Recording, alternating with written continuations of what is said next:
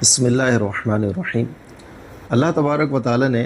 رسول اللہ صلی اللہ تعالیٰ علیہ وسلم کی امت میں بڑے بڑے اولیاء کرام پیدا فرمائے۔ انہی اولیاء کرام کے اندر ایک بہت بڑے ولی امام المکاشفین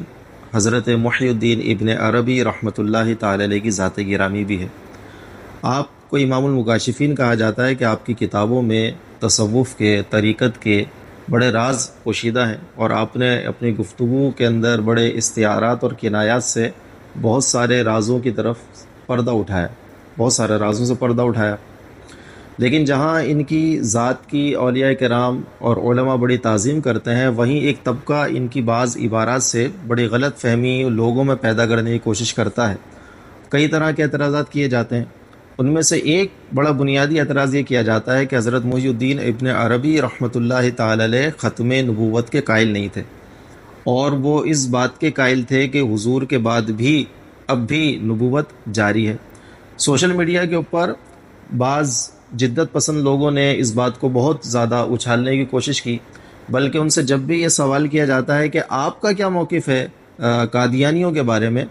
تو وہ کہتے ہیں کہ جناب قادیانیوں کو کافر اگر قرار دینا ہے تو پہلے ان صوفیہ کرام کو، اور ان صوفیہ کے اندر بھی خاص طور پر محی الدین ابن عربی کے اوپر بھی کوئی حکم لگاؤ،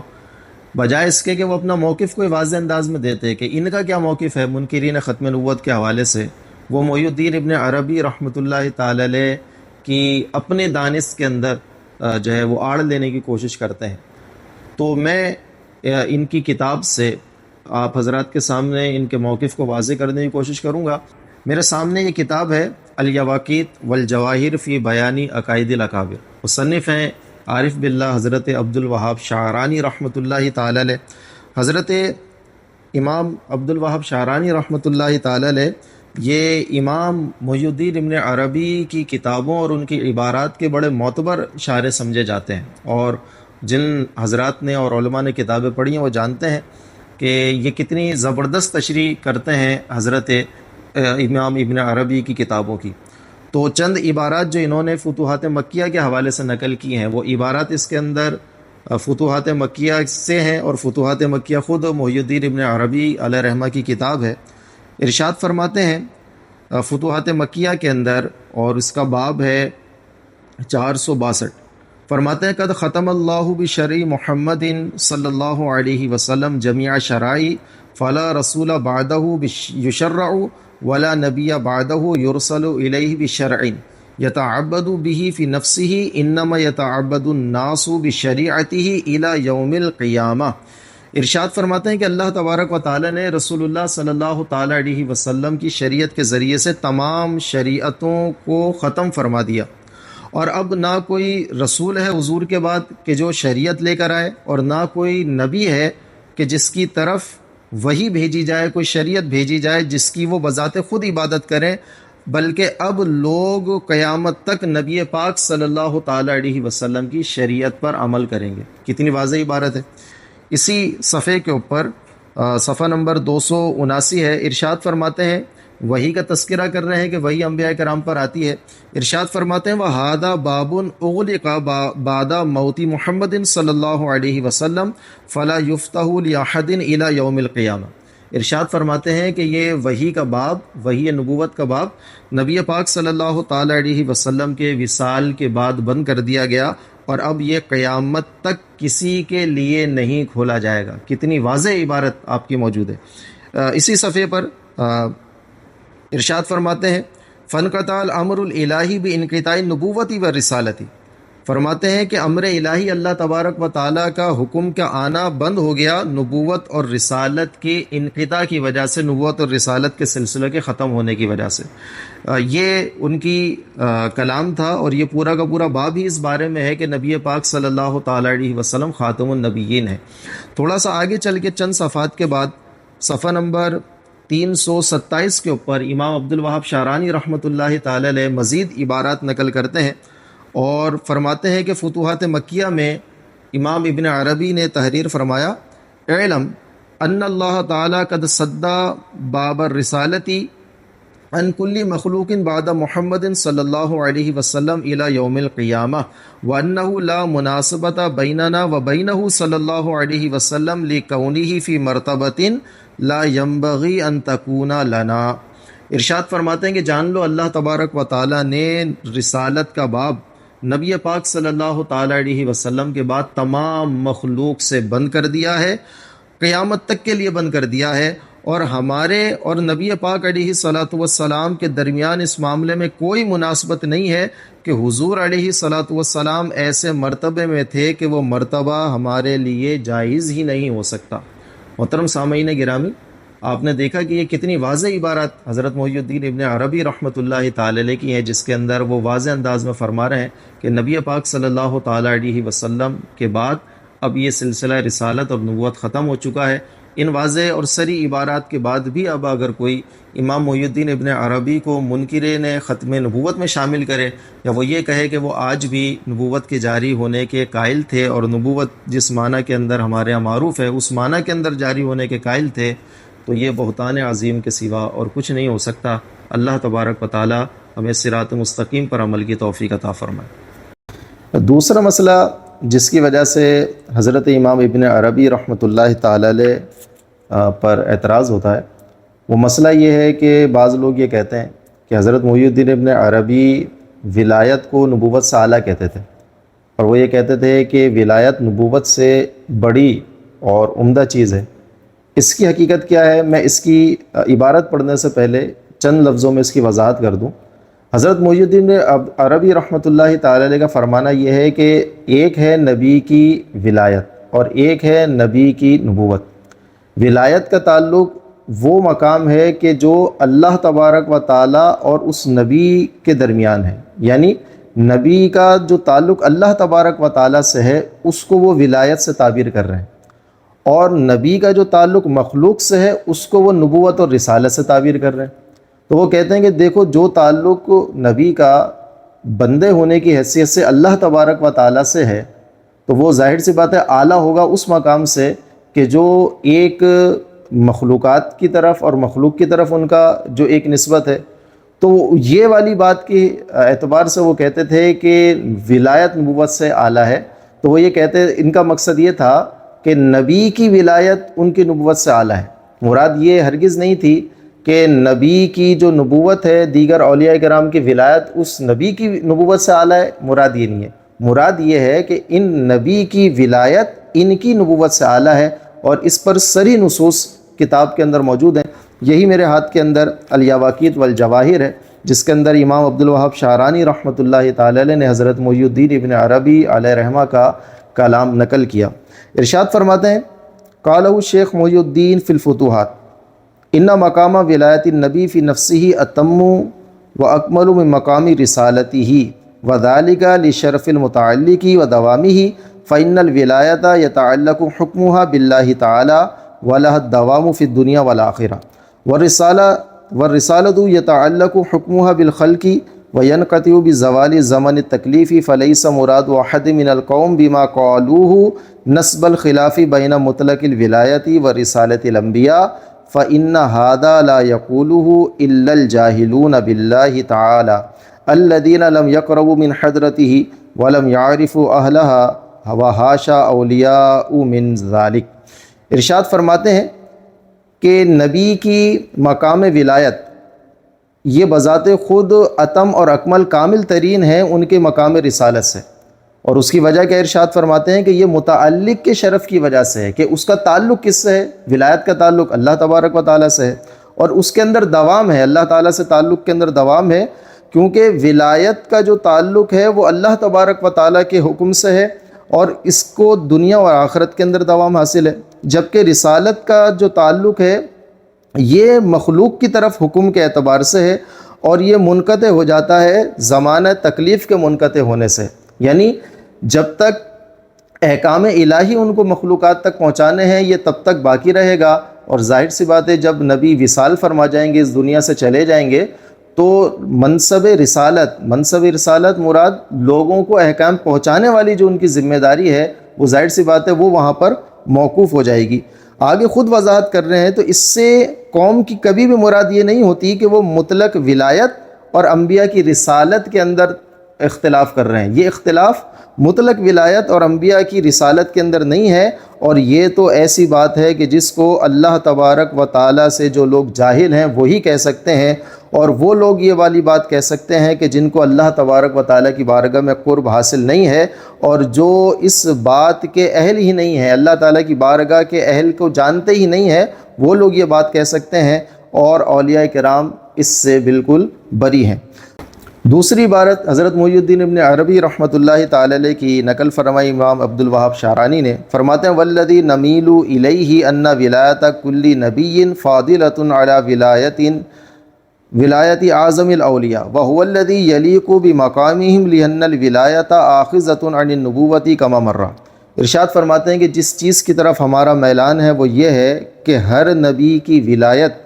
یہ بلند مقام رکھتی ہے اولیاء کرام، بڑے اولیاء کرام کی ولایت کے اوپر، اور یہ ولایت ہی ان کے مقام کے لائق ہے کیونکہ ولایت نبوت سے حاصل شدہ ہے۔ تو وہ فرماتے ہیں کہ ولایت چونکہ اس کا حصہ کچھ نہ کچھ نبوت سے حاصل شدہ ہے، اس وجہ سے نبوت بلند مقام رکھے گی ولایت کے اوپر۔ تو کہیں پر بھی یہ جو تفضیل ہے یہ مطلق ولایت اور نبی کی رسالت میں نہیں ہے، بلکہ یہ جو تفضیل ہے یہ نبی کی ولایت اور نبی کی رسالت کے درمیان ہے، جس کی وضاحت ہم نے ابتدا میں بھی کی۔ یہ اس کا حقیقی معنی تھا جو امام عبد الوہاب شعرانی رحمۃ اللہ تعالی علیہ نے بیان فرمایا۔ اللہ تعالی ہمیں سمجھ کی توفیق عطا فرمائے۔ بسم اللہ الرحمن الرحیم، والصلاة والسلام علی سید المرسلین۔ ہمارے ہاں بہت سارے لوگوں کو تاریخ کی کتابیں پڑھنے کا شوق ہوتا ہے، اور جب وہ کتابیں تاریخ کی پڑھتے ہیں تو عام طور پر ایک مسئلہ پیش یہ آتا ہے کہ کتب تاریخ کے اندر حضرات صحابہ کرام علیہم رضوان کے لیے اس طرح کی روایات لکھی ہوئی ہیں کہ جن سے ایک سادہ لوح مسلمان بڑا تشویش کا شکار ہو جاتا ہے۔ یعنی ہم حضرات صحابہ کرام علیہم رضوان کے لیے جب دیکھتے ہیں کہ قرآن کریم ان کی عظمت بیان فرما رہا ہے، رسول اللہ صلی اللہ تعالیٰ علیہ وسلم نے ان کی تعظیم اور توقیر کرنے کا حکم دیا، لیکن جب ہم تاریخ کی کتابوں کے اندر جاتے ہیں تو بہت ساری ایسی روایات ملتی ہیں کہ جس میں حضرات صحابہ کرام علیہم رضوان کی شدید توہین ہے۔ بعض صحابہ کرام ایک دوسرے کے اوپر ظلم کرنے کی روایات، حصول حکومت کے لیے ان کا آپس کے اندر جھگڑا کرنا، ایک دوسرے کے اوپر ظلم و ستم کرنا، اس طرح کی روایات کتب تاریخ کے اندر بھری پڑی ہیں۔ تو ہمارے عام مسلمان اس بات سے بہت زیادہ پریشان ہوتے ہیں اور بار بار یہ سوال کرتے ہیں کہ کتب تاریخ کے اندر اس طرح کی روایات کیوں موجود ہیں اور ان کا حل کیا۔ اور بعض شر پسند لوگ، مریض القلب ٹائپ کے لوگ، تو وہ اس طرح کی تاریخی روایات کو لے کر حضرات صحابہ کرام علیہم رضوان کو بڑا تنقیص اور توہین کا نشانہ بناتے ہیں۔ تو میں آپ حضرات کے سامنے چند ایک اصول پیش کروں گا کہ اگر ان اصولوں کو مد نظر رکھا جائے تو پھر تاریخ کی کتابیں پڑھنے کی حیثیت واضح ہو جائے گی، اور پھر وہ جو روایات کتب کے اندر موجود ہیں ان کی حیثیت ہمارے سامنے کھل کر سامنے آ جائے گی۔ تو سب سے پہلے ایک چیز یہ ذہن میں رکھیں کہ جس طرح سے ہمارے علماء نے حدیث پاک کو جمع کرنے میں اور حدیث کے راویوں کی جانچ پڑتال کرنے کے اندر جو احتیاط برتی ہے، کتب تاریخ کی روایات میں ایسا نہ ہو سکا، اور چونکہ وہ کوئی شریعت کا ماخذ نہ تھیں، اس وجہ سے راویوں کی جانچ پڑتال اور اس کی تفتیش کے اندر وہ احتیاط نہیں برتی گئی جو کتب حدیث کے اندر ہمیں ملتی ہے۔ نتیجہ اس کا یہ ہوا کہ بعض ایسے راوی تاریخ کی کتابوں کے اندر آ گئے کہ جو پہلے ہی حضرات صحابہ کرام علیہم رضوان سے بغض و حسد رکھتے تھے، تو انہوں نے پھر اپنے مذہب کی تائید کروانے کے لیے ایسی روایات بھی گھڑ کر تاریخ کے اندر شامل کر دیں کہ جن سے حضرات صحابہ کرام ایک توہین اور تنقیص کا ہدف بنتے ہیں۔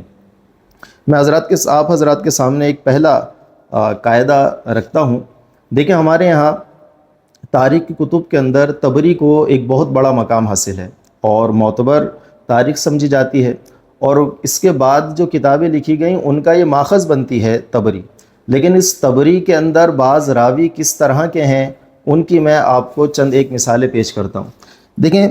طبری کے اندر ایک بہت بڑا راوی ہے ابو مخنف لوط بن یحییٰ۔ تقریباً 600 روایات اس راوی کی طبری کے اندر موجود ہیں۔ اب اس راوی کا اسٹینڈرڈ چیک کریں، اس راوی کے لیے ائمہ جرح و تعدیل کے اقوال آپ حضرات کے سامنے میں پیش کرتا ہوں۔ الجرح و تعدیل جلد نمبر 7 صفحہ نمبر 182، امام ابو حاتم رازی فرماتے ہیں ابو مخنف متروک الحدیث۔ تاریخ یحییٰ بن معین جلد نمبر 2 صفحہ نمبر 500، امام یحییٰ بن معین سے پوچھا گیا حل ابو مخنف مثل عمر بن شمر فاجاب بانہ الشر منہ۔ حضرت یحییٰ بن معین سے پوچھا گیا کہ کیا ابو مخنف عمر بن شمر کی مثل ہے؟ آپ نے فرمایا کہ یہ اس سے بھی بدتر ہے۔ اب یہ عمر بن شمر کس طرح کا راوی ہے؟ تو چلیے، امام ابن حبان فرماتے ہیں عمر بن شمر کے متعلق رافضیٌ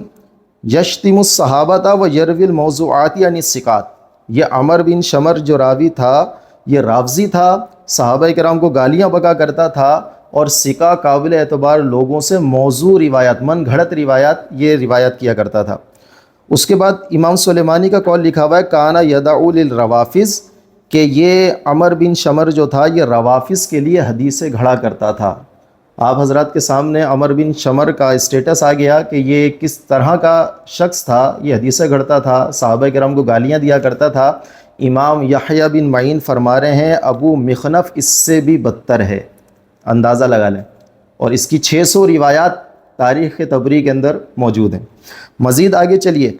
الضعفاء والمتروکین صفحہ نمبر 333، امام دارقطنی فرماتے ہیں لوط بن یحییٰ الکوفی ابو مخنف اخباری ضعیف۔ لوط بن یحییٰ کوفی ابو مخنف یہ ایک مورخ ہے، تاریخی روایات بیان کرتا ہے اور ضعیف ہے۔ میزان الاعتدال جلد نمبر 3 صفحہ نمبر 2992، امام ذہبی نے فرمایا لوط بن یحییٰ ابو مخنف متروک، اس کو چھوڑ دیا گیا ہے۔ لسان المیزان جلد نمبر 4 صفحہ نمبر 492، حافظ ابن حجر اسقلانی نے فرماتے ہیں لوط بن یحییٰ ابو مخنف تالف لا یوثق به ترکہ ابو حاتم وغیرہ۔ لوط بن یحییٰ ابو مخنف تالف، ہالک ہے، ہلاک ہونے والا شخص ہے، لا یوثق به، کوئی قابل اعتبار نہیں ہے، اس کو ابو حاتم وغیرہ علماء نے چھوڑ دیا۔ تنزیہۃ الشریعہ صفحہ نمبر 98، علی بن محمد القطانی کہتے ہیں لوط بن یحییٰ کذاب تالف، بہت بڑا کذاب جھوٹا تھا، تالف ہلاک ہونے والا تھا۔ اندازہ لگائیے یہ ابو مخنف وہ ہے کہ اس کی 600 روایات موجود ہیں تاریخ طبری کے اندر۔ اب وہ روایات آپ جا کر دیکھیں تو وہ اسی طرح کی ہیں کہ صحابہ کرام علیہم الرضوان پر باعث طعن جو روایات بنتی ہیں ان میں سے ایک بڑی تعداد اسی ابو مخنف کی ہے۔ اچھا، اب ابو مخنف سے روایت کرنے والا ایک اور راوی ہے، یعنی ابو مخنف ایک بنیادی راوی، اس سے بھی مزید آگے راویوں نے روایت کیا، تو ان میں سے میں ایک راوی کا آپ کے سامنے تعارف پیش کرتا ہوں اور اس کا نام ہے ہشام بن محمد بن سائب الکلبی۔ یہ ہشام بن محمد کی ابو مخنف سے 100 سے زیادہ روایات تاریخ طبری کے اندر موجود ہیں۔ اب اس کو تھوڑا سا چیک کریں کہ یہ کس طرح کا راوی تھا۔ میزان الاعتدال جلد نمبر 4 صفحہ نمبر 304 پر امام دارقطنی نے فرمایا متروکن، امام ابن عساکر نے فرمایا رافضی لیس بثقہ، یہ ہشام بن محمد صاحب الکلبی یہ رافضی تھا، یہ کوئی قابل اعتبار نہیں ہے۔ دیوان الضعفاء صفحہ نمبر 324، امام ذہبی نے فرمایا ترکوہ کابیہ وکانا رافضیین، کہ علماء نے اس کو اس کے باپ کی طرح چھوڑ دیا اور یہ دونوں باپ بیٹے رافضی تھے۔ معزز ناظرین کرام، آپ نے دیکھا کہ یہ وہ روات کہ جو تاریخ طبری کے اندر موجود ہیں، لوط بن یحییٰ اور اس سے روایت کرنے والا ہشام بن محمد الکلبی، یہ دونوں رافضی، اور ان کی ایک بڑی تعداد ہے تاریخ طبری کے اندر روایات کی، اور وہ روایات کی اکثر وہ روایات ہیں کہ جو حضرات صحابہ کرام علیہم الرضوان پر تنقیص، توہین اور ہدف کا نشان جن کی وجہ سے بنایا جاتا ہے، وہ روایات انہی لوگوں سے مروی ہیں۔ تو اب کبھی بھی اس بات سے پریشان نہیں ہونا چاہیے کہ تاریخ الخلفاء کے اندر یہ روایت موجود ہے، جناب امام ابن کثیر نے البدایہ والنہایہ کے اندر یہ روایت لے کر آئے۔ آپ پیچھے کی طرف چلے جائیں اور پیچھے آپ جاتے رہیں گے تو ان کا ماخذ آپ کو کہیں نہ کہیں تاریخ طبری ملے گی، اور تاریخ طبری کے اندر جو اس طرح کی روایات ہیں وہ آپ کو انہی لوگوں سے ملے گی جن کا حال میں نے آپ حضرات کے سامنے پیش کیا کہ ان کو کھلا رافضی کہا گیا، ان کو کہا گیا کہ حدیثیں گھڑا کرتے تھے۔ تو ہماری کتب اصول حدیث کے اندر ایک قاعدہ بہت واضح انداز کے اندر تقریباً تمامی کتابوں کے اندر یہ بیان کیا گیا کہ بدعتی روایت راوی سے جب روایت لی جائے گی تو اس کے بارے میں جو ائمہ کرام کے موقفات ہیں وہ مختلف ہیں، لیکن ایک چیز تمام لوگوں نے بیان کی کہ بدعتی راوی کی وہ روایت کہ جو اس کے مذہب کو تقویت دیتی ہے وہ ہرگز قابل قبول نہیں ہے۔ اب آپ یہ دیکھیں کہ اس کے لیے لکھا ہوا ہے یہ رافضی تھا، اور رافضیوں کا مذہب یہ ہے کہ وہ حضرات صحابہ کرام کی توہین و تنقیص کرتے ہیں، ان پر اعتراض کرتے ہیں، تو اس کی روایت صحابہ کرام پر طعن و تشنیع کے بارے میں تو لائق قبول ہے ہی نہیں، مردود روایت مانی جائے گی۔ تو یہ اصول حدیث کے اعتبار سے بھی اس کی روایت ہرگز قابل قبول نہیں ہے۔ تو پہلا آپ نے نقطہ یہ یاد رکھنا ہے کہ بعض اوقات تاریخ کی کتابوں کے اندر ایسے بھی راوی آئے کہ جو ہرگز قابل اعتبار نہ تھے۔ دوسری ایک چیز میں آپ حضرات کے سامنے پیش کروں، ہوتا یہ ہے کہ کتب تاریخ کے اندر بعض یہ روایت کہ جن کے اندر حضرات صحابہ کرام علیہم رضوان کی توہین اور تنقیص لازم آتی ہے، تو انہی کتب تاریخ کے اندر ایسی روایات بھی ہمیں ملتی ہیں کہ جن سے ان کا دفاع بھی ہوتا ہے، جو تصویر کا ایک دوسرا رخ بھی دکھاتی ہیں، جو ہمیں یہ بھی بتاتی ہیں کہ جو قرآن کریم نے حضرات صحابہ کرام کو رحماء بینہم کے خطاب سے تعبیر فرمایا وہ واقعی میں ان کے اوپر صادق آتا ہے، اور وہ روایات بھی تاریخ کی کتابوں میں موجود ہیں۔ لیکن کیا وجہ ہے؟ پھر کوئی شخص وہ دوسری روایات کو چھوڑ کر ان روایات کی طرف جاتا ہے جن سے تنقیص اور توہین لازم آتی ہے، تو معلوم ہوا کہ یا تو اس کی تحقیق نہیں ہے، یا پھر وہ کوئی مریض القلب ہے، اس کے دل کے اندر کوئی مرض ہے جس کی وہ تسلی اس طرح سے کرتا ہے کہ وہی روایات ڈھونڈ ڈھونڈ کے لے کر آتا ہے جن سے حضرات صحابہ کرام کی توہین اور تنقیص لازم آتی ہے۔ ہمارے یہاں ایک بہت بڑی مذہبی شخصیت کہ جنہوں نے اسلام کے نام پر ایک جماعت بھی بنائی اور اپنا منشور اسلام کا نفاذ رکھا، لیکن بدقسمتی سے اسی ماحول کے اندر ایک کتاب لکھ دی خلافت اور بادشاہی کے عنوان سے، اور اس میں حضرات صحابہ کرام علیہم رضوان پر کھل کر تنقید کی، اور یہی تاریخ کی کتابوں سے، اور پھر وہاں پر یہ لکھنے لگے کہ میں نے جو یہ حوالے پیش کیے ہیں یہ معتبر کتب تاریخ سے ہیں۔ اب ان کا جو منشور تھا وہ تو نفاذ اسلام تھا، لیکن حیرت کی بات یہ ہے کہ جو شخص نفاذ اسلام کی بات کر رہا ہے، جن لوگوں نے سب سے پہلے نفاذ اسلام کے لیے کھڑے ہوئے، جن لوگوں کو اللہ تبارک و تعالی ارشاد فرما رہا محمد الرسول اللہ والذین معہ، محمد اللہ کے رسول ہیں اور ان کے ساتھ والے صحابہ کرام کو اللہ تبارک و تعالی نے خاص طور پر رسول اللہ صلی اللہ تعالی علیہ وسلم کے ساتھ والوں سے تعبیر کیا، لیکن پھر بھی بعض لوگ، اور جیسا کہ میں بیان کر رہا ہوں کہ ایک صاحب نے پوری کتاب لکھ دی اس بات کے اوپر اور کتب تاریخ کے حوالے دینے لگے، حالانکہ وہ کتب تاریخ کے حوالے جب ایسی روایات کے اوپر دے رہے ہیں جن سے صحابہ کرام علیہم رضوان کی توہین لازم آتی ہے، تو وہ حوالے کیوں پیش نہیں کر رہے جن سے صحابہ کرام کا دفاع ہوتا ہے؟ ہم انشاءاللہ آئندہ گفتگو کے اندر کچھ آپ کے سامنے انہی کتب تاریخ سے وہ حوالے اور وہ روایات بھی پیش کریں گے جن سے حضرات صحابہ کرام علیہم رضوان کی معاملات کا ایک پس منظر ہمارے سامنے آتا ہے، جن باتوں پر ان پر اعتراض ہوا ان کے جوابات بھی انہی تاریخ کی کتابوں کے اندر موجود ہیں۔ لیکن حضرات صحابہ کرام علیہم رضوان کا دفاع ہمیں کتنا ضروری ہے، میں آپ کے سامنے چند ایک حوالے پیش کرتا ہوں۔ تاجل المنفعت کتاب ہے، صفحہ نمبر ہے 585۔ ان الخلیفۃ المہدی العباسی قال لہ، خلیفہ مہدی عباسی نے امام مالک سے کہا ما تقول فی من تنکس صحابہ، امام یہ ارشاد فرمائیں کہ آپ اس شخص کے بارے میں کیا فرماتے ہیں جو صحابہ کرام کی توہین کرتا ہے؟ فقلت زنادقۃ، امام مالک کہتے ہیں میں نے کہا کہ وہ زندیق ہیں، بے دین لوگ ہیں، لأنهم ما استطاعوا ان يصرحوا بنقص رسول اللہ صلی اللہ علیہ وسلم فتنقصوا اصحابہ۔ بہت اہم نقطہ بیان کیا، امام مالک کہتے ہیں کہ میں نے کہا وہ بے دین لوگ ہیں کیونکہ وہ لوگ نبی پاک صلی اللہ تعالی علیہ وسلم کی کھل کر گستاخی کرنے کی جرات نہیں رکھتے، حضور کی کھل کر تنقیص کرنے کی جرات نہیں رکھتے، فتنقصوا اصحابہ، لہٰذا وہ رسول اللہ صلی اللہ تعالی علیہ وسلم کے ساتھیوں پہ تنقیص کرتے ہیں، فکانہم قالوا، گویا کہ وہ یہ کہنا چاہتے ہیں کان یصحب صحابۃ سوء، کہ رسول اللہ صلی اللہ تعالی علیہ وسلم برے ساتھیوں کی صحبت میں رہا کرتے تھے، یعنی حقیقت میں وہ تنقیص کرنا چاہتے ہیں رسول اللہ پر، موقع نہیں ملتا تو صحابہ کرام کے ذریعے سے رسول اللہ پر تنقیص کرتے ہیں۔ الکفایہ صفحہ نمبر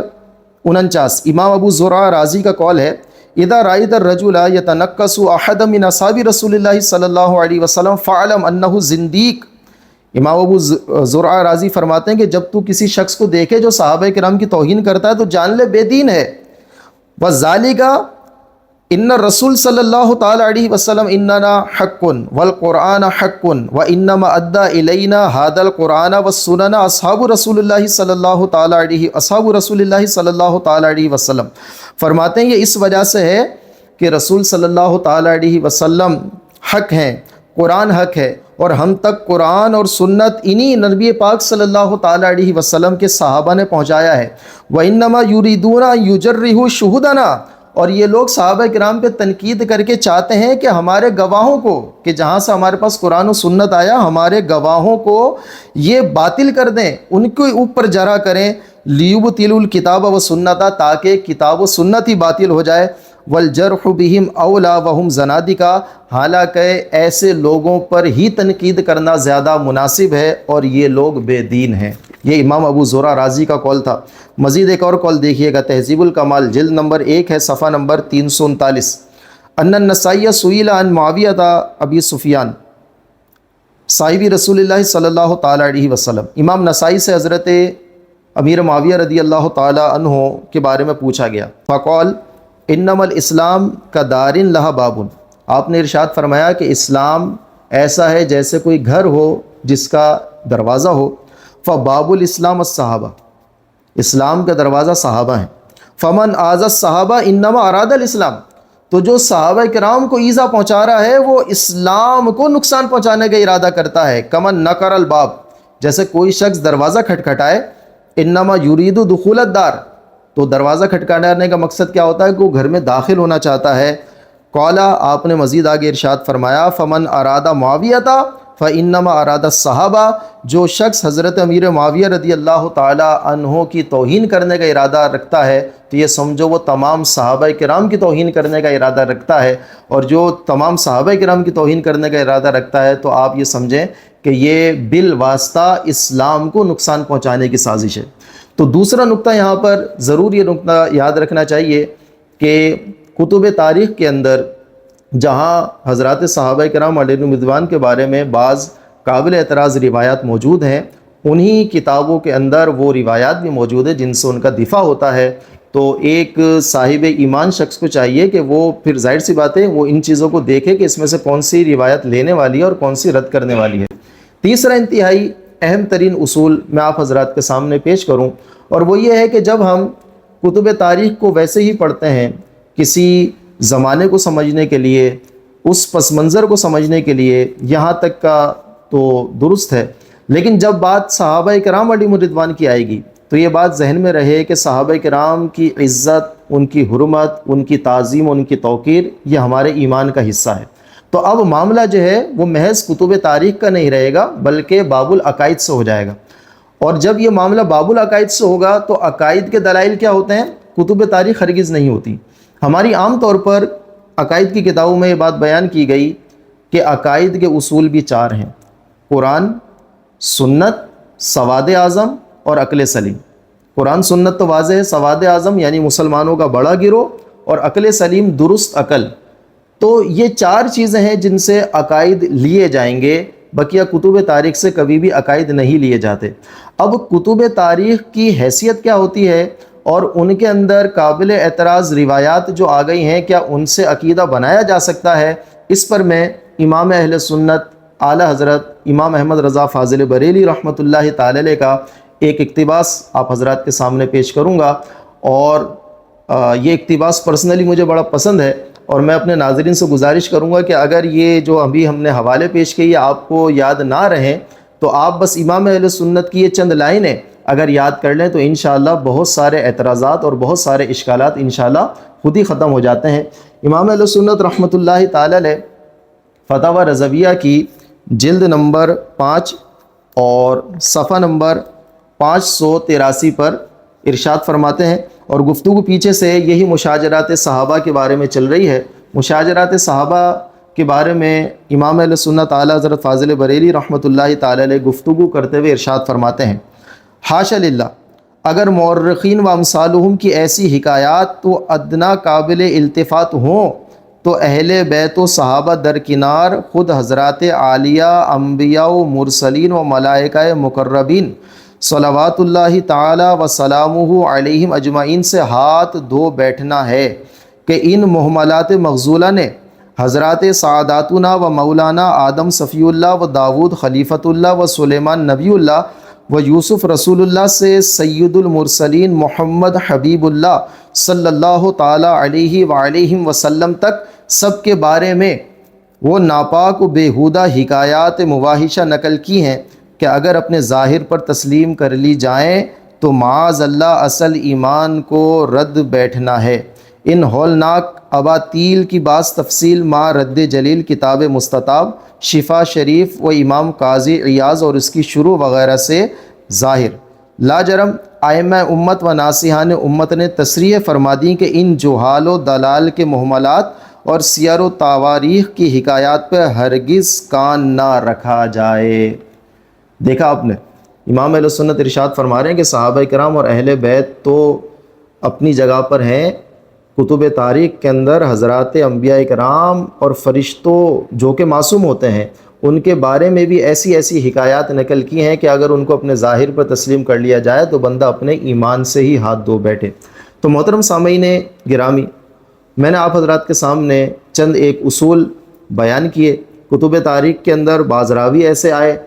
کہ جو ہرگز قابل اعتبار نہیں ہے۔ دوسرا میں نے آپ کو یہ بیان کیا کہ کتب تاریخ کے اندر جہاں صحابہ کرام کی توہین اور تنقیص کے اوپر روایات موجود ہیں وہاں پر ان کے دفاع کے اوپر بھی روایات موجود ہیں۔ تو پھر ایک اچھے صاحب ایمان کے لیے ضروری ہے کہ وہ اس بات کو جانے کہ مجھے کون سی روایات اور کون سی بات لینی ہے اور کون سی بات کے اوپر ہرگز کان نہیں دھرنا۔ اور تیسری چیز جو میں نے آپ حضرات کے سامنے پیش کی وہ یہ تھی کہ جو امام اہل سنت رحمۃ اللہ تعالی علیہ کا اقتباس ہے کہ اگر ان کو اپنے ظاہر پر مان لیا جائے، ان روایات کو اور ان حکایات کو،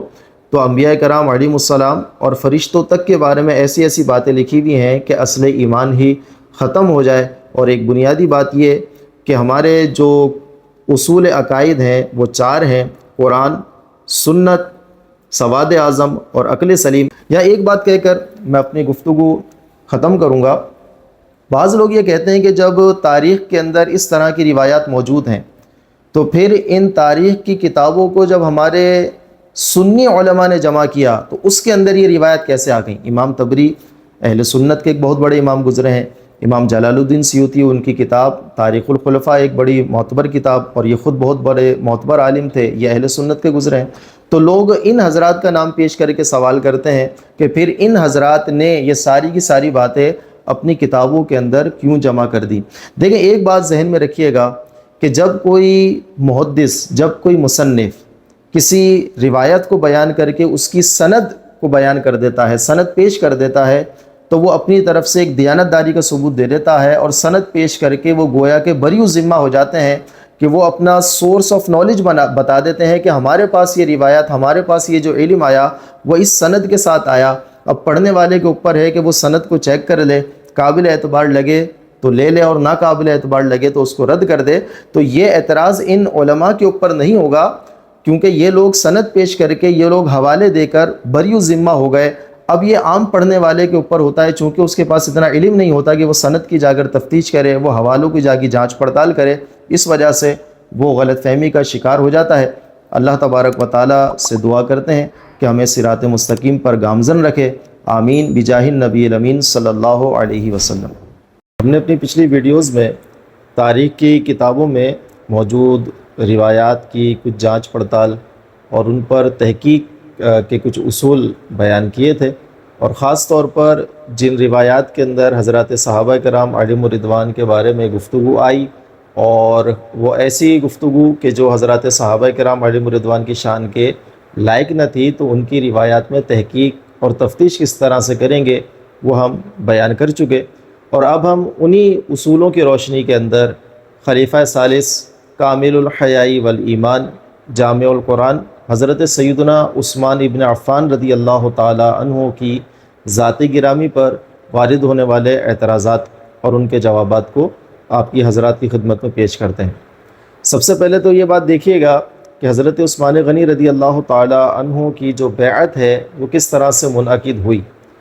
دیکھیں طبری کے اندر وہی ابو مخنف کی روایت سے اس واقعے کو بڑا افسانوی رنگ دے کر بیان کیا گیا کہ وہ اس کو ایسا مطلب سازشی پروگرام بنایا گیا کہ گویا کہ صحابہ کرام ایک دوسرے کو انہوں نے دھوکہ دیا، بلکہ حضرت علی رضی اللہ تعالیٰ عنہ کا قول طبری کے اندر ابو مخنف کے حوالے سے نقل کیا کہ حضرت علی رضی اللہ تعالیٰ عنہ نے حضرت عبد الرحمن بن عوف کو کہا کہ تم نے مجھ سے دھوکہ کیا۔ لیکن اب ہم تاریخ ابن کثیر کے اندر البدایہ والنہایہ کے اندر دیکھتے ہیں حضرت عثمان غنی رضی اللہ تعالیٰ عنہ کی بیعت کے حوالے سے کیا روایات نقل کرتے ہیں۔ حضرت عثمان غنی رضی اللہ تعالیٰ عنہ کی جو بیعت ہے وہ حضرت عمر فاروق اعظم رضی اللہ تعالیٰ عنہ کی شہادت کے بعد منعقد ہوئی، اور پھر حضرت عمر رضی اللہ تعالیٰ عنہ نے کس طرح سے معاملہ 6 حضرات کے درمیان چھوڑا اور ان کو یہ حکم دیا کہ تم اپنے میں سے کسی ایک کو خلیفہ مقرر کر لو، اور اس کے بعد بھاری اکثریت کی رائے سے حضرت عثمان غنی رضی اللہ تعالیٰ عنہ کو خلیفۃ المسلمین منتخب کیا گیا۔ میں آپ حضرات کے سامنے البدایہ والنہایہ سے یہ چند عبارات پیش کرتا ہوں۔ البدایہ والنہایہ ہے اور جلد نمبر اس کی 7 ہے، صفحہ نمبر 134۔ اقتباس ایک طویل ہے اس کا، تو میں درمیان میں سے کچھ اس کو پڑھوں گا اور بقیہ کچھ خلاصہ کر کے بیان کروں گا۔ حضرت عمر رضی اللہ تعالیٰ عنہ کے لیے آیا کہ جب آپ کے اوپر قاتلانہ حملہ ہوا تو آپ نے 6 لوگوں کے درمیان خلافت کے معاملے کو چھوڑا، جن میں حضرت عثمان بن عفان، حضرت علی بن ابی طالب، حضرت طلحہ بن عبید اللہ، حضرت زبیر بن عوام، حضرت سعد بن ابی وقاص اور حضرت عبد الرحمن بن عوف رضی اللہ تعالی عنہم اجمعین تھے۔ اب گفتگو آگے چل رہی ہے اور ان میں سے کسی ایک کو خلیفہ مقرر کرنا ہے، تو اس کے اندر حضرت زبیر رضی اللہ تعالیٰ عنہ نے اپنا جو خلافت کا حق تھا وہ حضرت علی کے سپرد کر دیا، حضرت سعد نے جو اپنا حق تھا وہ حضرت عبد الرحمن بن عوف کے سپرد کر دیا، اور حضرت طلحہ نے اپنا حق حضرت عثمان غنی رضی اللہ تعالیٰ عنہ کے حق میں چھوڑ دیا۔ تو اب 3 اشخاص رہ گئے، جن میں حضرت عبد الرحمن بن عوف رضی اللہ تعالیٰ عنہ، حضرت علی رضی اللہ تعالیٰ عنہ اور حضرت عثمان غنی رضی اللہ تعالیٰ عنہ، ان میں سے کسی ایک کو خلیفہ مقرر کرنا ہے۔ اور ان میں سے بھی اب خلافت کی جو بات آئی وہ حضرت علی اور حضرت عثمان کے درمیان آئی، اور اب یہ فیصلہ کہ کس کو خلیفہ منتخب کیا جائے یہ حضرت عبد الرحمن بن عوف رضی اللہ تعالیٰ عنہ نے کرنا تھا۔ لیکن حضرت عبد الرحمن بن عوف رضی اللہ تعالیٰ عنہ نے یہاں پر ایک اور کام کیا، اور وہ یہ کہ انہوں نے لوگوں سے رائے لینا شروع کی کہ کون حضرت علی کے حق میں رائے دیتا ہے اور کون پھر حضرت عثمان کے حق میں رائے دیتا ہے۔ تو حضرت عبد الرحمن بن عوف رضی اللہ تعالیٰ عنہ نے لوگوں سے رائے لینا شروع کی، اور آپ پھر اہل مدینہ سے آپ نے سب سے پہلے رائے لی، اور اس کے بعد مدینہ منورہ کے اندر آنے والے قافلوں سے آپ نے رائے لی، یہاں تک کہ دیہاتیوں سے رائے لی، بلکہ یہاں تک کہ الفاظ لکھے ہوئے کہ پردہ نشین عورتوں سے جا کر رائے لی، مکتب میں پڑھنے والے بچوں سے آپ نے رائے لی اور ان سے پوچھا کہ یہ بتاؤ کس کو خلیفہ مقرر کیا جائے۔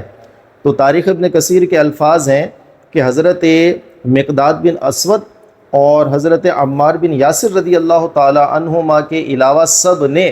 حضرت عثمان غنی رضی اللہ تعالی عنہ کے لیے خلافت کا اپنی رائے دی، جبکہ ان دونوں حضرات نے حضرت علی رضی اللہ تعالی عنہ کے لیے اپنا ایک نظریہ پیش کیا۔ دیکھیں ابھی خلافت منعقد نہیں ہوئی، ابھی صرف رائے لی جا رہی ہے، تو اس میں اختلاف رائے کرنا یہ کوئی غلط بات بھی نہیں ہے۔ تو ان دونوں حضرات نے اپنی رائے پیش کی کہ یہ دونوں حضرات چاہتے تھے کہ حضرت علی رضی اللہ تعالیٰ عنہ کو خلیفہ مقرر کیا جائے، لیکن ابھی آگے یہ تذکرہ آئے گا کہ جب حضرت عثمان غنی رضی اللہ تعالیٰ عنہ کو خلیفہ مقرر کر لیا گیا اتنے سارے لوگوں کی رائے سے، تو ان دونوں حضرات نے بھی کوئی اختلاف نہیں کیا، بلکہ ان دونوں حضرات نے حضرت عمار بن یاسر نے اور حضرت مقداد بن اسود نے یہ حضرت عثمان غنی رضی اللہ تعالیٰ عنہ کی بیعت کر لی۔ تو اس کے بعد یہ آیا کہ حضرت عبد الرحمن بن عوف رضی اللہ تعالیٰ عنہ نے جب یہ والا معاملہ دیکھا تو حضرت عثمان غنی رضی اللہ تعالیٰ عنہ کا ہاتھ کھڑا کر کے کہا کہ میں ان کو خلیفہ مقرر کرتا ہوں، اور پھر الفاظ یہ ہیں کہ پھر لوگ آپ سے بیعت کرنے کے لیے دوڑے، حضرت عثمان غنی رضی اللہ تعالیٰ عنہ سے بیعت کرنے کے لیے دوڑے، اور حضرت علی رضی اللہ تعالیٰ عنہ نے بھی بیعت کی۔ ایک روایت یہ ہے کہ سب سے پہلے حضرت علی نے بیعت کی، اور ایک روایت یہ ہے کہ آخر کے اندر حضرت علی رضی اللہ تعالیٰ عنہ نے بیعت کی، اور طبقات ابن سعد کی روایت میں تو جزم کے ساتھ فرمایا کہ حضرت علی نے سب سے پہلے بیعت کی تھی۔ تو اب جو لوگ حضرت علی رضی اللہ تعالیٰ عنہ کا نام لے کر حضرت علی کی محبت میں حضرت عثمان غنی رضی اللہ تعالیٰ عنہ کے اوپر طعن و تشنیع کرتے ہیں، وہ دیکھیں کہ بیعت کرنے والوں میں ایک روایت کے مطابق سب سے پہلے حضرت علی رضی اللہ تعالیٰ عنہ کی ذات گرامی شامل ہے، اور پھر اس طرح سے حضرت عثمان غنی رضی اللہ تعالیٰ عنہ کی بیعت منعقد ہوئی۔ ناظرین کرام، میں آپ سے گزارش کروں گا کہ یہ سارا کا سارا آپ نے واقعہ یاد رکھنا ہے، کیونکہ ایک اور جگہ پر اس کا حوالہ دیا جائے گا۔ اب یہ جب ساری کی سارا واقعہ ابن کثیر نقل کر چکے، تو جو طبری کے اندر واقعہ تھا اس کی طرف اشارہ کرتے ہوئے انہوں نے اس کے اوپر نقد فرمائی ہے، اور یہ فرمایا کہ یہ کس طرح کے لوگوں سے روایات نقل کر دیں کہ جو طبری کے اندر روایت ہے کہ وہ حضرت علی رضی اللہ تعالیٰ عنہ کہہ رہے ہیں حضرت عبد الرحمن بن عوف کو کہ تم نے میرے ساتھ دھوکہ کیا ہے۔ تو آخر کے اندر بڑے جاندار کمنٹس ابن کثیر نے نقل کیے، والمظنون بالصحابۃ خلاف ما یتوہم کثیر من جہلۃ الرافضہ واغبیاء القصاص الذین لا تمییز عندهم بین صحیح الاخبار وضعیفها ومستقیمها وسقیمها ومبادئها وقدیمها واللہ الموفق للصواب۔ فرماتے ہیں کہ صحابہ کرام علیہم رضوان سے یہی گمان کیا جاتا ہے، یہ اس کے برخلاف ہے کہ جو بعض جاہل رافضیوں نے کیا اور کچھ بے وقوف قصہ گو لوگوں نے کیا، کہ جن لوگوں کو صحیح خبر میں اور ضعیف خبر کے اندر تمیز نہیں ہے، جن لوگوں کو مستقیم اور درست خبر کے اندر اور بیمار خبر کے اندر کوئی تمیز نہیں ہے، ان لوگوں نے اس طرح کی باتیں کر دیں، اور اللہ ہی درستی کی ہدایت دینے والا ہے۔ تو اس طرح سے بھاری اکثریت کے ساتھ حضرت عثمان غنی رضی اللہ تعالی عنہ کی بیعت منعقد ہوئی۔ بسم اللہ الرحمن الرحیم، والصلاة والسلام علی سید المرسلین۔ حضرت عثمان غنی رضی اللہ تعالیٰ عنہ پر ایک اعتراض یہ بھی کیا جاتا ہے کہ آپ نے صحابی رسول حضرت ابو ذر غفاری رضی اللہ تعالیٰ عنہ کو شہر بدر کر دیا تھا، مدینے سے باہر نکال دیا تھا معاذ اللہ۔ اب حقیقت حال کیا ہے، اس کو میں عبارات پیش کرنے سے پہلے آپ کو کچھ خلاصتاً بیان کر دوں۔ دیکھیں، آیت کریمہ ہے سورہ توبہ کی، اللہ تبارک و تعالی ارشاد فرما رہا ہے والذین یکنزون الذہب والفضة ولا ينفقونها فی سبیل اللہ فبشرہم بعذاب علیم۔ اللہ تعالیٰ ارشاد فرماتا ہے کہ جو لوگ اپنے مالوں کو جمع کر کے رکھتے ہیں اور اللہ تعالیٰ کی راہ میں خرچ نہیں کرتے، تو انہیں دردناک عذاب کی خوشخبری سناؤ۔ حضرت ابو ذر رضی اللہ تعالیٰ عنہ کا موقف یہ تھا کہ جس شخص کے پاس بھی اپنی ضرورت سے زیادہ مال ہے، جس شخص کے پاس بھی گزر اوقات سے زائد مال ہے، تو اس پر لازم ہے کہ وہ خرچ کر دے، اور اگر وہ خرچ نہیں کرے گا تو وہ اس آیت کریمہ میں جو لفظ کنز استعمال ہوا، یکنزون کنز، تو اس کنز والی تعریف کے اندر آ جائے گا، اور یہ اس طرح سے مال جمع کرنے والے کی مذمت کی جائے گی۔ جبکہ جمہور صحابہ کرام علیہم رضوان کا موقف یہ تھا کہ یہ جو آیت کریمہ ہے یہ مانعین زکوٰۃ کے بارے میں ہے، یعنی جو لوگ زکوٰۃ خرچ نہیں کرتے، جو لوگ اللہ تعالیٰ کی راہ میں زکوٰۃ نہیں دیتے اور مالوں کو جمع کر کے بیٹھے ہوئے ہیں، ان کے بارے میں یہ آیت کریمہ ہے۔ اگر کسی شخص نے زکوٰۃ ادا کر دی، تمام حقوق واجب ادا کر دیے، اس کے بعد بھلے اس کے پاس کتنا ہی مال ہو، تو وہ اس آیت کریمہ کی وعید کے اندر داخل نہیں ہوگا۔ یہ اختلاف تھا۔ حضرت ابو ذر غفاری رضی اللہ تعالیٰ عنہ چونکہ ایک بہت زاہد اور تارک الدنیا صحابی تھے، اور یہ حضرت عثمان غنی رضی اللہ تعالیٰ عنہ کے دور میں ملک شام کے اندر اقامت پذیر تھے، اور حضرت عثمان غنی رضی اللہ تعالیٰ عنہ کے دور میں چونکہ فتوحات کی کثرت کی وجہ سے مال و دولت کی بھی فراوانی ہو گئی، اور مسلمانوں کے پاس مال اور دولت اور ان کی زندگیوں کے اندر ایسی کشادگی آئی کہ جو اس سے پہلے نہیں تھی۔ ان کے پاس مال بھی آیا جو مسلمانوں نے جمع کیا ہوا تھا حضرات صحابہ کرام علیہم رضوان نے، لیکن وہ زکوٰۃ اور حقوق واجبہ سارے کے سارے ادا کرتے تھے۔ تو حضرت ابو ذر غفاری رضی اللہ تعالیٰ عنہ کا وہی موقف کہ جس کے پاس بھی مال ہے اور وہ اس کی ضرورت سے زائد ہے تو اس کے اوپر خرچ کرنا لازم ہے، ورنہ وہ اس وعید کے اندر شامل ہوگا۔ حضرت امیر معاویہ رضی اللہ تعالیٰ عنہ جو شام کے حاکم تھے، انہوں نے حضرت عثمان غنی رضی اللہ تعالیٰ عنہ کے پاس خط لکھا، اور خط لکھ کر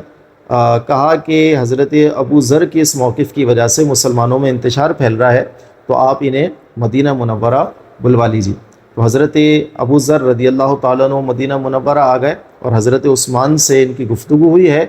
تو حضرت ابو ذر رضی اللہ تعالیٰ عنہ نے اپنی مرضی سے مقام ربضہ کو اختیار کیا اور آپ مقام ربضہ جا کر اقامت پذیر ہو گئے۔ میرے ساتھ میں فتح الباری ہے، حافظ ابن حجر عسقلانی رحمۃ اللہ تعالی علیہ کی شرح، اور اس کا جو صفحہ ہے وہ 346، 47، 48، اور اس کے اوپر یہ ساری کی ساری گفتگو چل رہی ہے۔ سب سے پہلے تو اس کے اندر میں آپ کو موقف بیان کروں کہ بعض لوگ یہ کہتے ہیں کہ نہیں، حضرت ابو ذر رضی اللہ تعالیٰ عنہ کا تو یہ موقف تھا، اور ان کے مقابلے میں صرف حضرت امیر معاویہ تھے جن کا موقف یہ تھا کہ مال جمع کرنا جائز ہے، اور بقیہ جو حضرت ابو ذر غفاری تھے وہ یہ کہتے تھے کہ نہیں مال جمع نہیں کر سکتے۔ جبکہ حقیقت حال کیا ہے، یہ فتح الباری جلد نمبر 3 صفحہ نمبر 349 فرماتے ہیں، قال ابن عبد البر وردت عن ابی ذر آثار کثیر تدل علی انه كان يذهب الى ان كل مال مجموع يفضل عن القوت وسداد العيش فهو كنز يذم فاعله، وان آیت الوعید نزلت في ذلك وخالفهم جمهور الصحابہ ومن بعدهم وحملوا الوعید على مانع الزکوۃ۔ ارشاد فرماتے ہیں کہ حضرت ابو ذر رضی اللہ تعالیٰ عنہ سے یہ آثار مروی ہیں جو اس بات پہ دلالت کرتے ہیں کہ وہ اس طرف گئے، وہ اس موقف کی طرف گئے کہ جو مال بھی انسان کے پاس اس کی قوت سے، اس کی غذا سے، بنیادی ضروریات سے زائد ہے تو وہ کنز ہے، اور ایسے مال جمع کرنے والے کی مذمت کی جائے گی۔ اور آیت کریمہ کی جو وعید ہے وہ ایسے ہی شخص کے بارے میں نازل ہوئی ہے۔ جبکہ جمہور صحابہ کرام، آپ امام ابن عبد البر کے الفاظ دیکھیں، فرما رہے ہیں جمہور صحابہ کرام نے ان کی مخالفت کی اس معاملے میں، اور ان کے بعد والے لوگوں نے مخالفت کی، اور وہ یہ فرماتے تھے کہ جو وعید ہے یہ زکوٰۃ روکنے والوں پر ہے۔ تو پتہ چلا کہ یہ مسئلہ محض حضرت امیر معاویہ اور حضرت ابو ذر رضی اللہ تعالیٰ عنہ کے درمیان نہیں تھا، بلکہ حضرت ابو ذر رضی اللہ تعالیٰ عنہ کا جو موقف تھا یہ جمہور صحابہ کرام علیہم الرضوان کا موقف اس کے برخلاف تھا۔ اب معاملہ یہ ہوا کہ ایک تابعی بزرگ ہیں حضرت زید بن وہب، وہ مقام ربضہ سے گزرے اور انہوں نے وہاں پر حضرت ابو ذر رضی اللہ تعالیٰ عنہ کو دیکھا، تو ان سے پوچھا کہ آپ یہاں پر کیوں آ گئے؟ تو انہوں نے اپنا سارا کا سارا واقعہ ذکر کیا، جو بخاری شریف میں کتاب الزکوٰۃ میں پورا کا پورا واقعہ امام بخاری نے نقل کیا۔ اب وہاں پر یہ سوال کیا کیوں تھا؟ تو حافظ ابن حجر عسقلانی ارشاد فرماتے ہیں وَإِنَّمَا سَأَلَهُ زید بن وہب عن ذَلِكَ لِأَنَّ مُبْغِضِي عثمان كانوا يشنعون عليه أنه نفع أبا ذر وقد بين ابو ذر ان نزوله في ذلك المكان كان باختياره۔ حضرت زید بن وہب نے یہ سوال ان سے اس لیے کیا تھا کہ حضرت عثمان سے بغض رکھنے والے لوگ حضرت عثمان پہ طعن و تشنیع کرتے تھے کہ انہوں نے ابو ذر کو مدینے سے باہر نکال دیا ہے۔ محترم ناظرین کرام، اس بات کو نوٹ کریں کہ یہ اعتراض لوگ حضرت عثمان غنی رضی اللہ تعالیٰ عنہ سے بغض رکھنے والے، امام ابن حافظ ابن حجر عسقلانی فرمانا مبغضی عثمان، حضرت عثمان سے بغض رکھنے والے لوگوں نے یہ اعتراض کیا۔ تو حضرت ابو ذر رضی اللہ تعالیٰ عنہ نے بیان کیا کہ وہ جو اس جگہ پر آئے ہیں کانا بھی اختیاری ہی، وہ اپنی مرضی سے اپنے اختیار کے ساتھ آئے ہیں۔ اور طبقات ابن سعد کی روایت کے اندر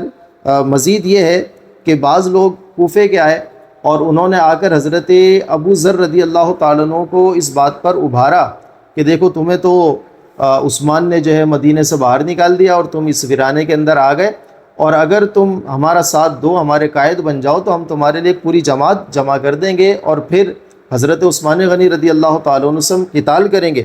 تو اس کے جواب کے اندر کیا ارشاد فرماتے ہیں حضرت ابو ذر رضی اللہ تعالیٰ عنہ، قال لو ان عثمان سیرنی من المشرق الى المغرب لسمعت واطعت، کہ اگر عثمان غنی رضی اللہ تعالیٰ عنہ مجھے مشرق سے مغرب کی طرف بھی جانے کا حکم دیتے تو میں ان کی بات کو سنتا اور ان کی اطاعت کرتا۔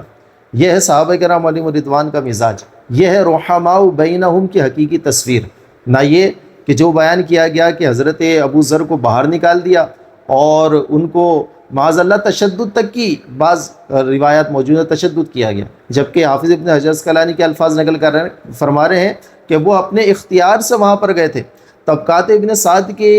میں ایک اور روایت اس انداز سے بھی ہے کہ حضرت عثمان غنی رضی اللہ تعالیٰ عنہ کے پاس جب حضرت ابو ذر آئے ہیں تو حضرت عثمان نے انہیں ایک آفر کی کہ آپ چاہیں تو آپ میرے پاس رہیں، صبح شام میرے پاس رہیں، میں آپ کی کفالت کروں گا۔ لیکن حضرت ابو ذر رضی اللہ تعالیٰ نے فرمایا کہ مجھے تمہاری دنیا سے کوئی کام نہیں، زہد تھا آپ کی طبیعت میں، اور وہ مقام ربضہ پر تشریف لے گئے، وہیں پر اقامت پذیر ہو گئے، اور وہیں پر پھر آپ کا وصال ہوا۔ تو محترم ناظرین، یہ ہے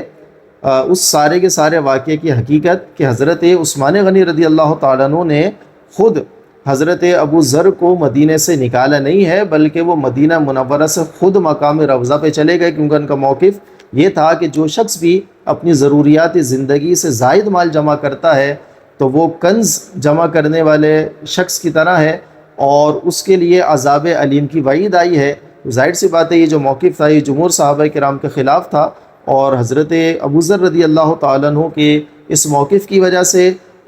کچھ شر اور فساد پھیلنے کا بھی اندیشہ تھا، اس وجہ سے وہ خود ہی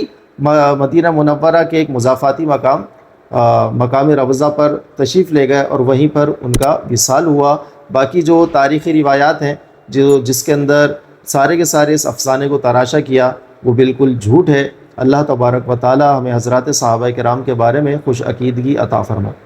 بسم اللہ الرحمن الرحیم، والصلاة والسلام علی سید الانبیاء والمرسلین۔ پاکستان کے ایک نامور خطیب نے ابھی دوران تقریر یہ کہا کہ یہ صحابہ کرام حضرت علی کو نہیں مانتے تھے،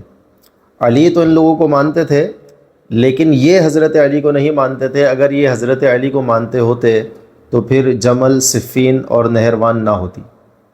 محترم سامعین گرامی، یہاں پر ان خطیب صاحب نے ایک بہت بڑی خیانت کا ارتکاب کیا۔ سب سے پہلے تو یہ کہ انہوں نے جنگ جمل، صفین کے ساتھ جنگ نہروان کا تذکرہ کیا، حالانکہ جنگ جمل کے اندر جو قیادت تھی وہ حضرت عائشہ صدیقہ رضی اللہ تعالی عنہا، حضرت عبداللہ بن زبیر اور حضرت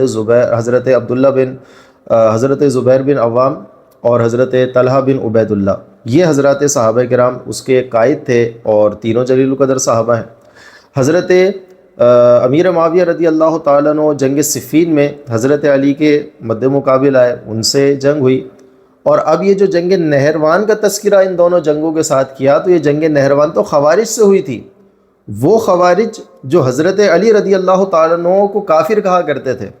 وہ خوارج کہ جن کو حضرت عبداللہ ابن عمر رضی اللہ تعالیٰ عنہ نے بدترین مخلوق قرار دیا، ان خوارج کے ساتھ جنگ نہروان ہوئی ہے۔ لیکن ان خطیب صاحب نے جنگ نہروان جو خوارج سے ہوئی تھی اس کا تذکرہ اتنے جلیل القدر صحابہ کرام کے ساتھ کر دیا، یہ ایک بہت بڑی خیانت ہے۔ لیکن یہاں پر جو انہوں نے ایک نقطہ اٹھایا کہ اگر یہ لوگ حضرت علی کو مانتے ہوتے تو پھر کبھی بھی جنگ جمل نہ ہوتی اور پھر کبھی جنگ صفین نہ ہوتی۔ تو اب ہم دیکھتے ہیں کہ کیا یہ واقعی میں حضرت علی کے فضائل کے منکر تھے؟ کیا یہ لوگ حضرت علی رضی اللہ تعالیٰ عنہ کے فضائل و مناقب کو تسلیم نہیں کرتے تھے؟ جب ہم ان چیزوں کی تحقیق کی طرف جاتے ہیں تو ہمیں پتہ چلتا ہے کہ خطیب صاحب نے حقائق کو بالکل مسخ کر کے پیش کیا۔ یہ میرے سامنے جامع ترمذی ہے، اور ترمذی کے اندر یہ باب ہے مناقب کا، اور حدیث ہے 3874۔ جمع بن عمیر کہتے ہیں کہ میں آیا اپنی پھپھی کے ساتھ حضرت عائشہ صدیقہ رضی اللہ تعالی عنہا کے پاس، فسئلت ای الناس کان احب الی رسول اللہ صلی اللہ علیہ وسلم۔ حضرت عائشہ سے پوچھا گیا کہ نبی پاک علیہ الصلوۃ والسلام کے نزدیک لوگوں میں سب سے زیادہ محبوب کون تھا؟ قالت فاطمہ، فرمایا فاطمہ تھیں۔ فقیل من الرجال، پوچھا گیا مردوں میں کون؟ قالت زوجہا، فرمایا کہ ان کے شوہر یعنی حضرت علی، ان کانا ما علمت صوامن قوامن، اور میں تو صرف یہی جانتی ہوں کہ وہ بہت زیادہ روزے دار اور بہت زیادہ قیام کرنے والے تھے۔ یہ کون بیان کر رہا ہے؟ حضرت عائشہ صدیقہ رضی اللہ تعالی عنہا بیان کر رہی ہیں۔ سب سے پہلے تو میں یہاں وضاحت کر دوں کہ یہاں پر جو لوگوں میں سب سے زیادہ محبوب قرار دیا گیا، تو ملا علی قاری فرماتے ہیں کہ یہ اولاد اور قریبی رشتہ دار ہونے کی حیثیت سے، یعنی قریبی رشتہ داروں اور اولاد کے اندر سب سے زیادہ محبوب کون؟ تو فرمایا فاطمہ۔ اور مردوں میں کون؟ فرمایا کہ حضرت علی رضی اللہ تعالیٰ عنہ۔ ورنہ اسی ترمذی میں ابھی چند احادیث کے بعد روایت موجود ہے کہ نبی پاک علیہ الصلوۃ والسلام سے پوچھا گیا کہ آپ کے نزدیک سب سے زیادہ محبوب کون ہے؟ تو فرمایا عائشہ۔ پوچھا گیا مردوں میں کون؟ تو فرمایا کہ ان کے والد یعنی حضرت ابوبکر صدیق رضی اللہ تعالیٰ عنہ۔ تو علماء نے تطبیق یہ دی کہ یہاں پر جو حضرت علی اور حضرت فاطمہ کا ذکر آیا وہ با اعتبار قریبی رشتہ داروں، با اعتبار اولاد کے آیا، اور وہاں پر جو ذکر آیا وہ حضرت ابوبکر صدیق رضی اللہ تعالیٰ عنہ کی افضلیت کے اوپر آیا۔ خیر، یہ جو اصل بات تھی کہ یہ کہ حضرت عائشہ صدیقہ رضی اللہ تعالیٰ عنہا نے حضرت علی کی فضیلت بیان کرتے ہوئے کہا کہ حضرت علی تو بہت زیادہ روزہ رکھنے والے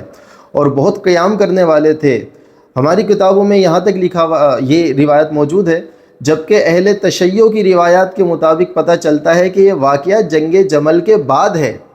اور جب یہ جنگ جمل کے بعد کا واقعہ ہے تو پتہ چلا کہ حضرت عائشہ صدیقہ رضی اللہ تعالیٰ عنہا سے حضرت علی کی جنگ ہوئی ہے، لیکن وہ جنگ ہونے کے باوجود بھی حضرت علی کے فضائل و مناقب بیان کر رہی ہیں اور فرما رہی ہیں کہ یہ علی تو بہت زیادہ روزہ رکھنے والے اور بہت زیادہ قیام کرنے والے تھے، اور اس پر یہ کہا جائے کہ یہ حضرت علی کی فضیلت کو نہیں مانتے تھے تو یہ بالکل حقائق کا انکار کرنا ہوگا۔ اچھا، اب جنگ جمل میں حضرت عائشہ صدیقہ رضی اللہ تعالی عنہا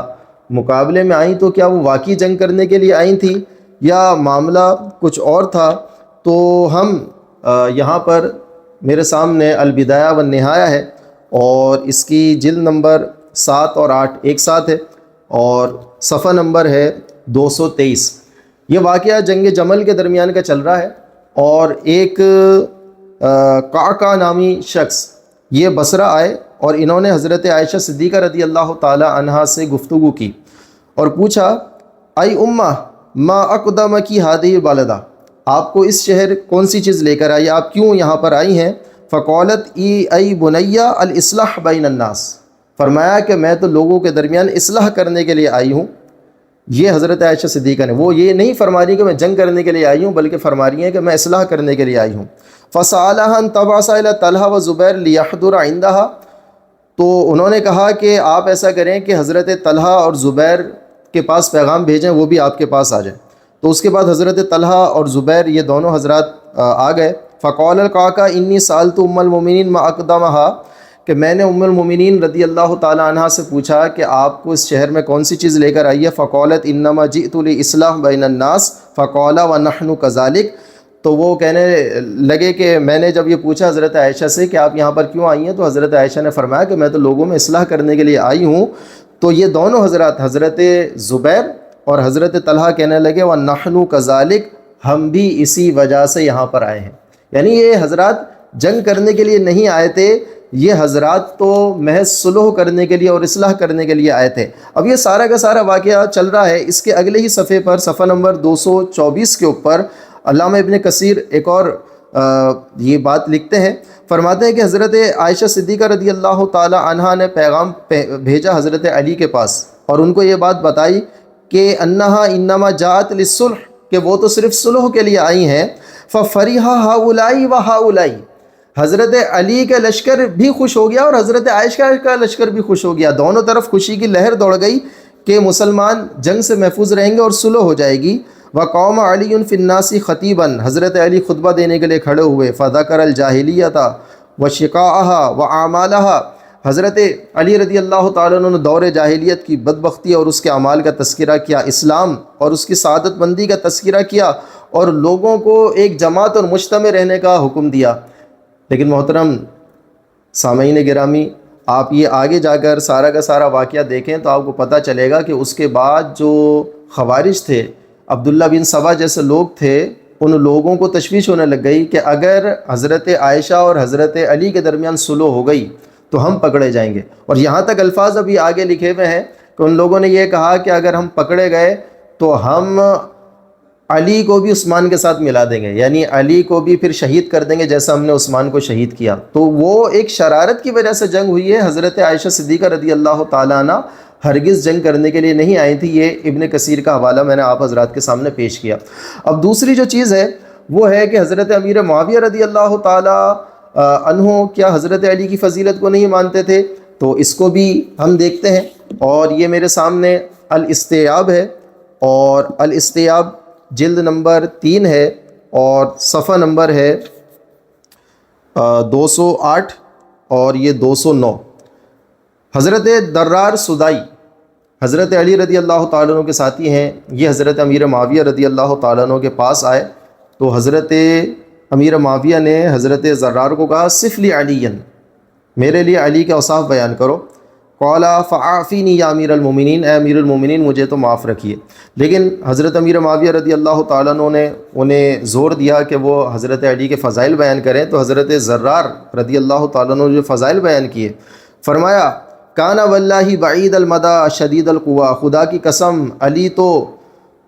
بلند ارادوں والے اور مضبوط اپنے قوام والے تھے، مضبوط قوا والے تھے۔ یقول فصلا ویحکم عدلا، گفتگو کرتے تھے تو فصاحت و بلاغت کے ساتھ، فیصلہ کرتے تھے تو عدل کے ساتھ۔ یتفجر العلم من جوانبہ وینطق الحکمت من نواحیہ، علم تو علی کے سائڈوں سے، جوانب سے پھوٹ پھوٹ کر نکلا کرتا تھا اور حکمت تو ان کی زبان پر جاری تھی۔ وَيَسْتَوْحِشُ مِنَ الدُّنْيَا وَزَهَرَتِهَا، وہ دنیا اور دنیا کی رنگینی سے آپ کو وحشت ہوتی تھی۔ وَيَسْتَأْنِسُ بِاللَّيْلِ وَوَحْشَتِهِ، اور رات کے اندھیرے اور وحشت سے آپ کو انسیت حاصل ہوتی تھی۔ وَكَانَ غَزِيرَةَ الْعِبْرَةِ،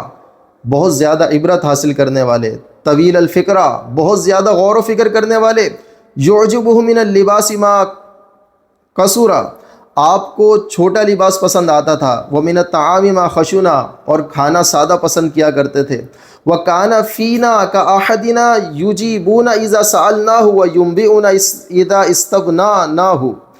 فرمایا کہ وہ ہمارے درمیان ایک عام شخص کی طرح رہتے تھے، جب ہم ان سے کوئی سوال کرتے تو ہمیں جواب دیتے، اور ہم ان سے کوئی چیز معلوم کرتے تو ہمیں بتاتے۔ وَنَحْنُ وَاللَّهِ مَا تَقْرِيبِهِ إِيَّانَا وَقُرْبِهِ مِنَّا لا نکاد نکلمہ ہیبۃ لہ،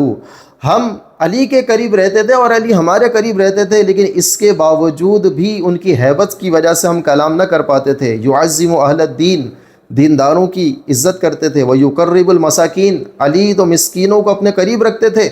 ویطمع القوی فی باطلہ، کوئی طاقتور باطل کے معاملے میں علی سے امید نہیں لگاتا تھا۔ ولا یئس الضعیف من عدلہ، اور کوئی ضعیف شخص اپنی کمزوری کی وجہ سے علی کے عدل سے مایوس نہیں ہوتا تھا۔ یہ ساری کی ساری ابھی فضائل چل رہے ہیں۔ فبکا معاویہ، سننے کے بعد حضرت امیر معاویہ رضی اللہ تعالیٰ عنہ رونے لگے۔ قال، اور فرمایا رحم اللہ ابا الحسن کان واللہ کذالک، خدا کی قسم ابو الحسن بالکل اسی طرح کے تھے۔ آپ یہ دیکھیں کہ حضرت امیر معاویہ رضی اللہ تعالیٰ عنہ یہ ساری کے سارے فضائل سن رہے ہیں حضرت علی کے، اور یہ واقعہ کب کا ہے؟ یہ واقعہ بھی اس جنگ صفین کے بعد کا ہے، کیونکہ آگے انہوں نے یہ سوال کیا ہے کہ اے زرار یہ بتاؤ کہ علی کی وفات پر تمہیں غم کیسا ہوا؟ تو محترم ناظرین کرام، یہ حضرت امیر معاویہ رضی اللہ تعالیٰ عنہ کی جو جنگ تھی، یہ کوئی حضرت علی رضی اللہ تعالیٰ عنہ کے انکار کی وجہ سے نہیں تھی، بلکہ اس کا جو سبب تھا وہ حضرت عثمان غنی رضی اللہ تعالیٰ عنہ کا قصاص تھا۔ اب یہاں پر یہ کہنا کہ یہ لوگ حضرت علی کے فضائل کو نہیں مانتے تھے، یہ بالکل حقیقت کا انکار ہے۔ ایک اور حوالہ میں البدایہ والنہایہ سے آپ حضرات کے سامنے پیش کروں گا، جس سے یہ بات اور واضح ہوگی کہ کیا یہ حضرت علی رضی اللہ تعالیٰ عنہ کو مانتے تھے یا نہیں مانتے تھے۔ البدایہ والنہایہ ہے، اور جلد نمبر اس کی 7-8 صفحہ نمبر 480۔ حضرت امیر معاویہ رضی اللہ تعالیٰ عنہ کے پاس جب حضرت علی کی شہادت کی خبر آئی، جعل یبکی، تو آپ رونے لگے۔ فقالت لہ امرأتہ، تو حضرت امیر معاویہ کی زوجہ نے کہا اتبکیہ وقد قاتلتہ، آپ رو رہے ہیں حالانکہ آپ نے تو ان سے جنگ کی ہے۔ فقالت ویحکی انک لا تدرین ما فقد الناس من فضل والفقہ والعلم،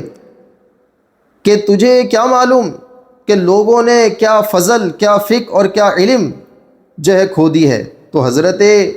امیر معاویہ رضی اللہ تعالیٰ عنہ تو باقاعدہ ان کے فضائل کا اقرار کر رہے ہیں۔ اور ایک اور روایت یہی تفسیر ابن کثیر کے اندر یہ بھی موجود ہے کہ جب حضرت امیر معاویہ رضی اللہ تعالیٰ عنہ سے یہ پوچھا گیا کہ بھائی آپ کیا علی سے زیادہ خلافت کے حقدار ہیں، تو انہوں نے کہا کہ میں علی سے زیادہ خلافت کا حقدار نہیں ہوں، لیکن یہ بھی تو دیکھو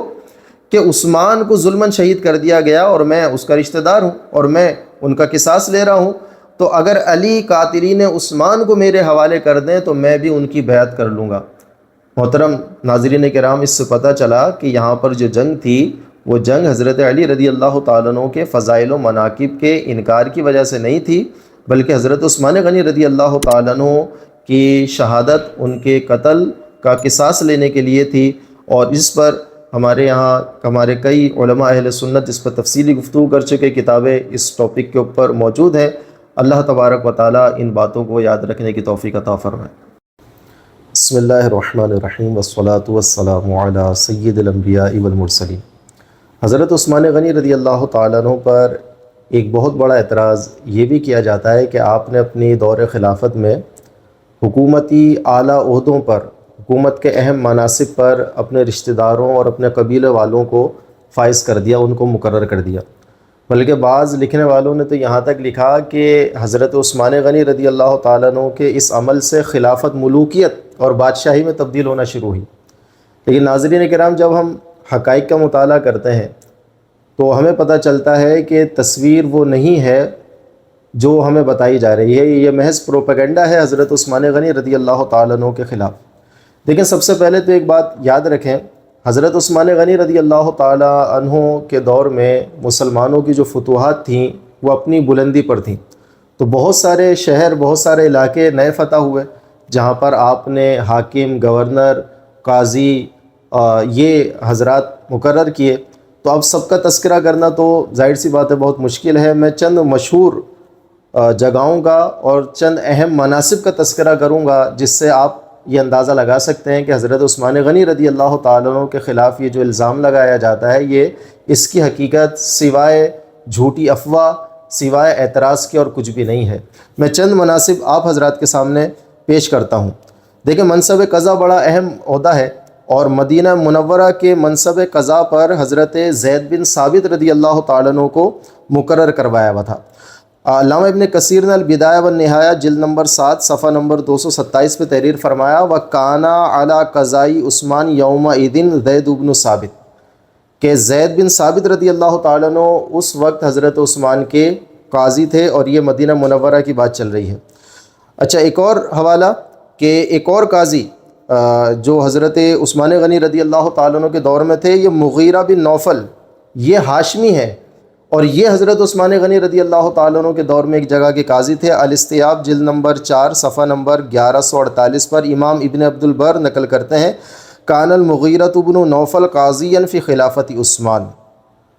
حضرت مغیرہ بن نوفل یہ حضرت عثمان غنی رضی اللہ تعالیٰ عنہ کے دور میں قاضی تھے، اور یہ ہاشمی خاندان سے ان کا تعلق تھا۔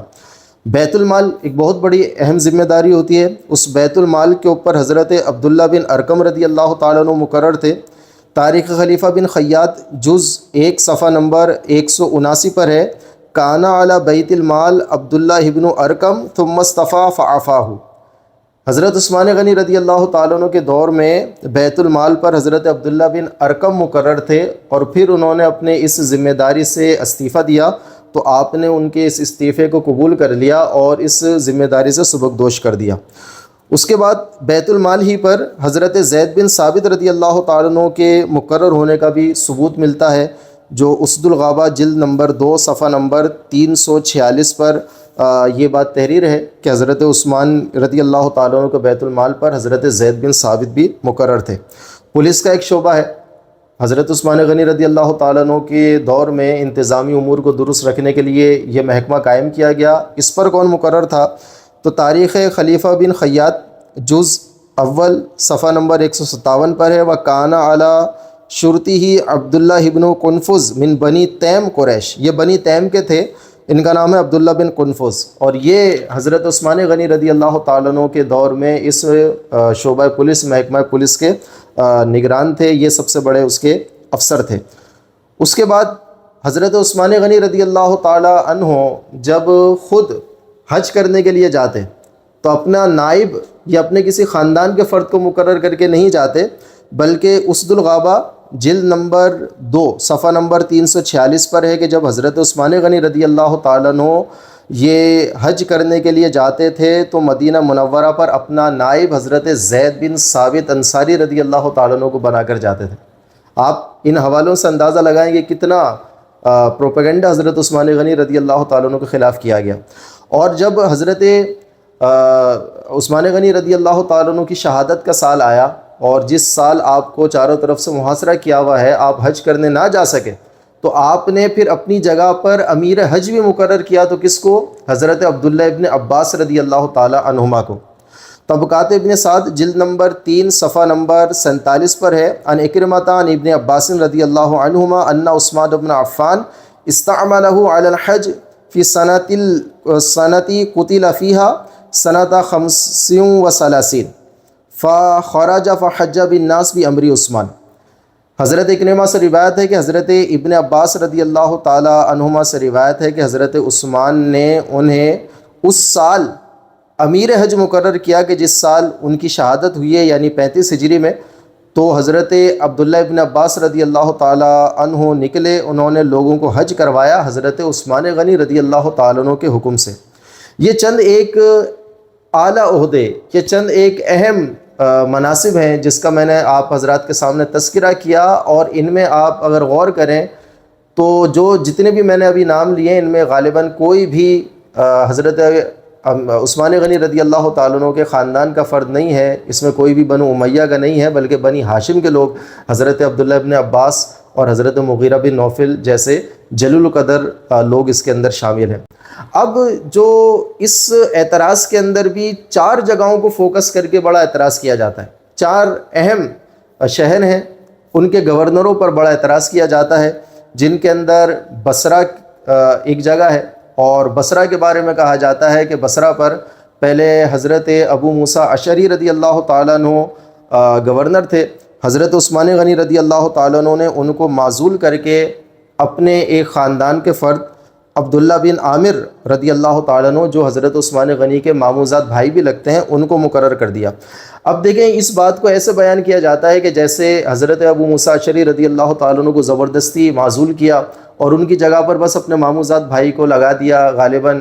یہ تاثر دیا جاتا ہے کہ شاید ان کے اندر کوئی اہلیت ہی نہیں تھی، بس اپنے خاندان اور اپنا بھائی اپنے کزن ہونے کی وجہ سے زبردستی مسلط کر دیا۔ لیکن یہ حضرت عبداللہ بن عامر رضی اللہ تعالیٰ عنہ کتنے جلیل القدر شخصیت ہیں اور یہ کتنے عظیم آدمی ہیں۔ ان کا تذکرہ سیر اعلام النبلاء جز 3 صفحہ نمبر 19 پر امام ذہبی رحمۃ اللہ تعالی علیہ تحریر فرماتے ہیں۔ میں چند جگہوں سے امام ذہبی کی عبارات آپ حضرات کے سامنے پیش کرتا ہوں۔ سب سے پہلے تو وہ تذکرہ کرتے ہوئے فرماتے ہیں، ہوا ابن خالی عثمان، یہ عبداللہ بن عامر حضرت عثمان غنی رضی اللہ تعالیٰ عنہ کے ماموزاد بھائی ہیں۔ وہ ابوہ عامر، اور ان کے جو والد ہیں عامر، ہوا ابن عمتی رسول اللہ صلی اللہ علیہ وسلم، یہ رسول اللہ کے پھپھی کے بیٹے ہیں ان کے والد۔ تو اب اس اعتبار سے دیکھا جائے تو حضرت عبداللہ بن عامر یہ رسول اللہ صلی اللہ تعالیٰ علیہ وسلم کے بھی رشتہ دار لگتے ہیں اس اعتبار سے۔ قال زبیر بن بکار استعمل عثمان علی بصرہ ابن عامر وعزل ابا موسیٰ، حضرت عثمان غنی رضی اللہ تعالیٰ عنہ نے بصرہ پر ابن عامر کو حاکم بنایا اور ابو موسیٰ اشعری رضی اللہ تعالیٰ عنہ کو معزول کر دیا۔ اس بات کو بڑا بڑھا چڑھا کر بیان کیا جاتا ہے کہ ابو موسیٰ اشعری نے جلیل القدر صحابی ہیں، ان کو ہٹا کر ایک ان سے صغیر، ان سے چھوٹے صحابی کو وہاں پر مقرر کر دیا۔ لیکن اب دیکھیں جب حضرت عبداللہ بن عامر گورنر بن کر گئے ہیں تو حضرت ابو موسیٰ اشعری ان کا تعارف لوگوں میں کیسے کرواتے ہیں؟ فقال ابو موسیٰ قد اتاکم فتن من قریش کریم الامہات والعمات والخالات، اے لوگوں تمہارے پاس قریش کا ایک ایسا نوجوان آیا ہے کہ جس کی مائیں، جس کی پھپھیاں، جس کی خالائیں ساری کرم والی ہیں، سارے عزت دار لوگ ہیں۔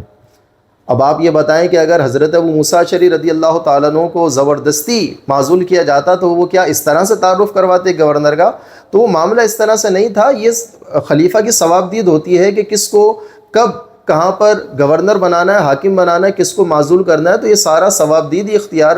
خلیفہ کا اور حاکم کا ہوتا ہے۔ اور ابھی ہم حوالہ دیں گے کہ حضرت ابو موسیٰ اشعری رضی اللہ تعالیٰ عنہ کو بصرہ سے ہٹا کر معزول کر کے آپ نے ایسے ہی نہیں چھوڑ دیا، بلکہ کچھ عرصے کے بعد کوفہ کے اوپر حضرت ابو موسیٰ اشعری رضی اللہ تعالیٰ عنہ کو حاکم مقرر کیا گیا۔ اچھا، اب یہ ساری کی ساری گفتگو چل رہی ہے حضرت عبداللہ بن عامر رضی اللہ تعالیٰ عنہ کے حوالے سے۔ میں یہ مزید چند ایک عبارات ہیں سیر اعلام النبلاء کی، میں آپ حضرات کے سامنے پیش کرتا ہوں۔ امام ذہبی فرماتے ہیں، هو الذی افتتح خراسان وقتل کسری فی ولایتہ واحرم من نیسابور شکرا للہ وعمل السقایات بعرفۃ وکان سخیا کریما ارشاد فرماتے ہیں کہ یہ عبداللہ بن عامر وہ شخص ہیں جنہوں نے خراسان کو فتح کیا ہے، اور کسریٰ انہی کے دور حکومت کے اندر مارا گیا تھا، تو انہوں نے شکر میں نیشا پور سے احرام باندھ کر یہ پھر حرم شریف تک گئے، اور فرماتے ہیں کہ یہ عرفہ میں سکایا پانی پلانے کا کام کیا کرتے تھے، وَكَانَ سَخِيًّا كَرِيمًا، بڑی جود و سخاوت والے تھے۔ بلکہ مزید چند لائنوں کے بعد امام ذہبی تحریر فرماتے ہیں وَقِيلَ وُلِدَ عبداللہ بعد الحجرتی فلما قدم رسول اللہ صلی اللہ علیہ وسلم معتمرا عمرۃ القضاء حمل الیہ ابن عامر وہو ابن ثلاث سنین فحنکہ، فرماتے ہیں کہ یہ عبداللہ بن عامر رضی اللہ تعالیٰ عنہ ہجرت کے بعد آپ کی ولادت ہوئی، اور جب رسول اللہ صلی اللہ تعالیٰ علیہ وسلم عمرۃ القضاء کے موقع پر مکہ مکرمہ تشریف لائے تو ابن عامر کو نبی پاک علیہ صلاۃ والسلام کے سامنے پیش کیا گیا۔ تو یہ 3 سال کے تھے، نبی پاک علیہ صلاۃ والسلام نے ان کو گھٹی دی، تحنیک کی۔ وہ ظاہر سی بات ہے وہ تحنیک تبرکاً ہوگی، لیکن نبی پاک علیہ صلاۃ والسلام نے ان کو گھٹی دی ہے۔ اب آپ اسی سے اندازہ لگائیں یہ کتنے عظیم الشان شخصیت ہیں جن کے لیے الفاظ یہ لکھے ہوئے کانا سخیًا کریمًا، بڑی جود و سخاوت والے تھے، جن کے لیے الفاظ یہ لکھے ہوئے ہیں کہ خراسان ان کے دور حکومت میں فتح ہوا، کسریٰ ان کے دور حکومت میں مارا گیا، یہ ایسی شخصیت تھی۔ ان کو حضرت عبداللہ بن عامر رضی اللہ تعالیٰ عنہ کو بصرہ پر حاکم بنایا گیا۔ دوسرا جو اہم ترین شہر ہے جس کی وجہ سے حضرت عثمان غنی پر اعتراض کیا جاتا ہے وہ ہے کوفہ۔ کوفہ اور مختلف صحابہ کرام حاکم رہے، اور آخر کے اندر جو حاکم رہے وہ حضرت ابو موسیٰ اشعری رضی اللہ تعالیٰ عنہ ہیں۔ طبقات ابن سعد جلد نمبر 5 صفحہ نمبر 25 پر ہے وَلَمْ يَزَلْ ابو موسیٰ وَالِيًا لِعثمان عَلَى الْكُوفَةِ حَتَّى قُتِلَ عثمان، حضرت ابو موسیٰ اشعری رضی اللہ تعالیٰ عنہ عثمان کے طرف سے گورنر رہے کوفہ پر، یہاں تک کہ حضرت عثمان غنی رضی اللہ تعالیٰ عنہ شہید کر دیے گئے۔ آپ اس بات سے اندازہ لگا لیں کہ اگر وہ پیچھے والی جو ان کی معزولی تھی وہ ایسی ناراضگی کی بنا پر ہوتی تو ان کو دوبارہ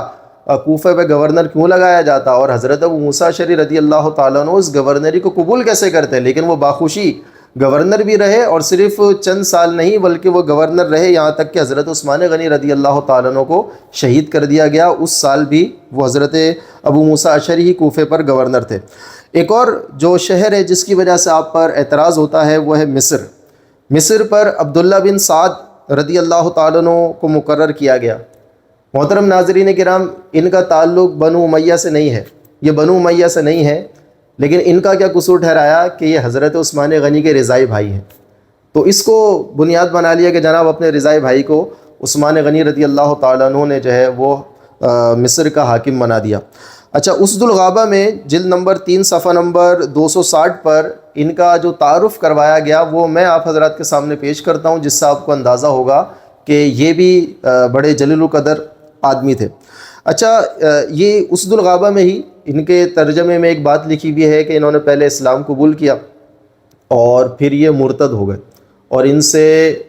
سخت ترین کچھ توہینیں اور نامناسب باتیں بھی صادر ہوئیں، لیکن پھر انہوں نے رسول اللہ صلی اللہ تعالیٰ علیہ وسلم کے دست حق پرست کے اوپر دوبارہ اسلام قبول کیا۔ اس کے بعد اسد الغابہ میں تحریر ہے اسلم ذالک الیوم فحسن اسلامہ، انہوں نے دوبارہ اسلام قبول کیا اور ان کا اسلام بڑا اچھا ہوا۔ ولم یظہر منہ بعد ذالک ما ینکر علیہ، اور اس کے بعد کوئی ایسی چیز ان سے صادر نہ ہوئی جس پر انکار کیا جائے، کوئی ناپسندیدہ بات دوبارہ کوئی صادر نہ ہوئی۔ وہو احد العقلاء الکرماء من قریش، یہ قریش کے انتہائی عقل مند اور سخی لوگوں کے اندر تھے۔ ثم واللہ عثمان بعد ذالک سنۃ 25، پھر عثمان غنی رضی اللہ تعالیٰ عنہ نے ان کو مصر کے اوپر حاکم بنایا۔ ففتح اللہ علی یدیہ افریقیہ، افریقہ کا ملک، افریقہ کا بر اعظم ان کے ہاتھ کے اوپر فتح ہوا۔ وکان فتحً عظیما، اور یہ مسلمانوں کی ایک بہت بڑی فتح تھی۔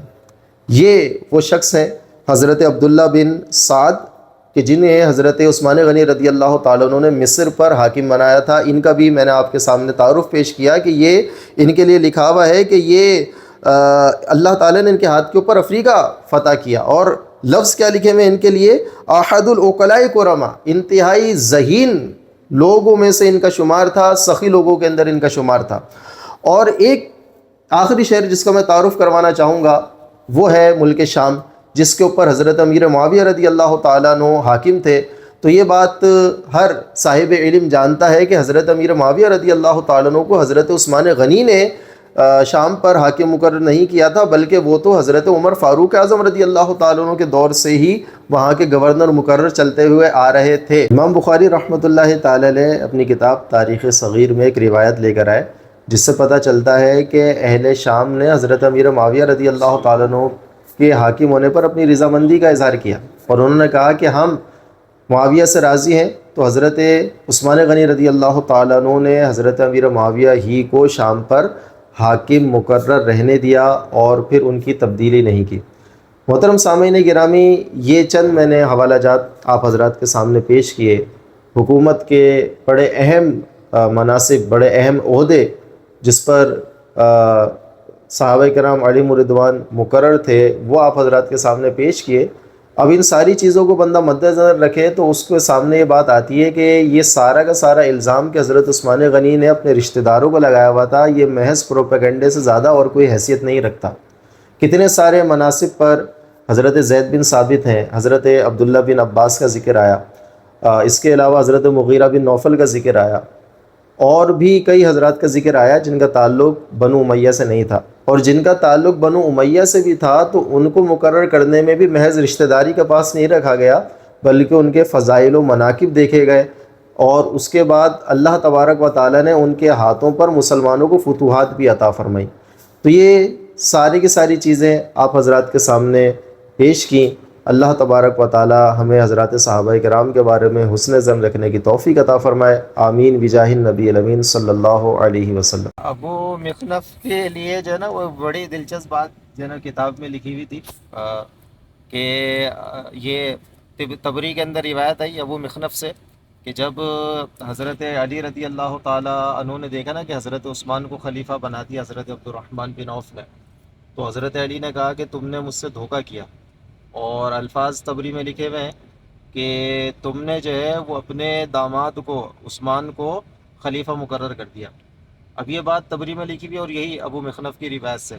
حالانکہ یہ بات ایسی ہے کہ حضرت عثمان حضرت عبد الرحمن بن عوف کے داماد تھے، یہ ایسی بات ہے جو ابو مخنف کے علاوہ کسی نے بیان نہیں کی، اور میں نے باقاعدہ چیک بھی کیا کئی جگہوں پر، تو وہ کہیں پر بھی یہ والی بات نہیں آ رہی تھی کہ حضرت عثمان ان کے داماد بھی تھے۔ بلکہ ایک اور بات لکھی گئی کہ اگر یہ حضرت عثمان غنی رضی اللہ تعالی عنہ کو خلیفہ بنانا یہ قبائلی تعصب کی بنیاد پر ہوتا تو حضرت عثمان کے بجائے حضرت علی کو خلیفہ بنایا جاتا، کہ حضرت عبد الرحمن بن عوف رضی اللہ تعالیٰ عنہ کا جو تعلق تھا یہ بنی زہرہ سے تھا، اور بنی زہرہ یہ رسول اللہ صلی اللہ تعالیٰ علیہ وسلم کا ننیال تھا،